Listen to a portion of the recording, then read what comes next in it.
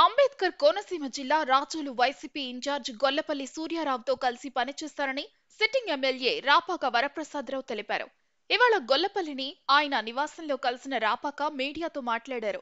CM Jagan ఆదేశాల మేరకు party గెలుపు కోసం పనిచేస్తామని స్పష్టం చేశారు. కాగా ఇక్కడ అభ్యర్థిని మార్చాలంటూ ఇటీవల రాపాక వ్యాఖ్యానించారు. సీటు రాపాకకే ఇవ్వాలంటూ ఆయన అనుచరులు నిరసన కూడా చేశారు. అసెంబ్లీ అభ్యర్థిగా మాజీ మంత్రివర్యులు గొల్లపల్లి సూర్యారావు గారి పేరుని ప్రకటించడం జరిగింది. అదేవిధంగా అమలాపురం పార్లమెంట్ నియోజకవర్గానికి నా పేరు అంటే రాపాక వరప్రసాదరావు అని నా పేరు ప్రకటించడం జరిగింది. మరి గతంలో వేరువేరు పార్టీలో ఉన్నాం. ప్రతిపక్షంలో ఉన్నప్పుడు చాలా మాట్లాడుకుంటూ ఉంటాం. కానీ ఇప్పుడు ఒకే వేదికపైకి వచ్చాం.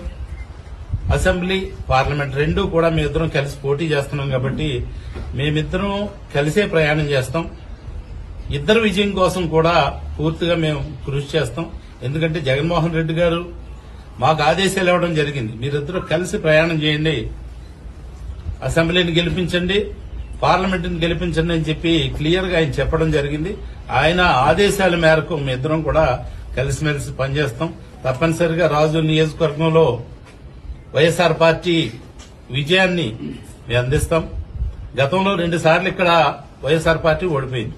ఈసారి మేమిద్దరం కూడా కలిసి వైఎస్ఆర్ పార్టీని విజయపథంలో నడిపించడానికి కలిసికట్టుగా ప్రయాణం చేస్తామని చెప్పి తెలియజేస్తా ఉన్నాం.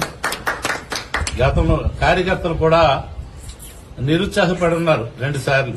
ఈసారి అటువంటి నిరుత్సాహం లేకుండా వారు ఉత్సాహంగా ఉండే రిజల్ట్ నే తప్పనిసరిగా తీసుకొస్తామని చెప్పి తెలియజేస్తూ గొల్లపల్లి సూర్యారావు గారికి నా పూర్తి సహకారాన్ని అందిస్తూ మరి ఈ నియోజకవర్గంలో అంటే నేను ముందు నుంచి వైఎస్ఆర్ పార్టీ ఈ యంత్రాంగం అంతా కూడా నేనే తయారు చేసుకోవడం జరిగింది.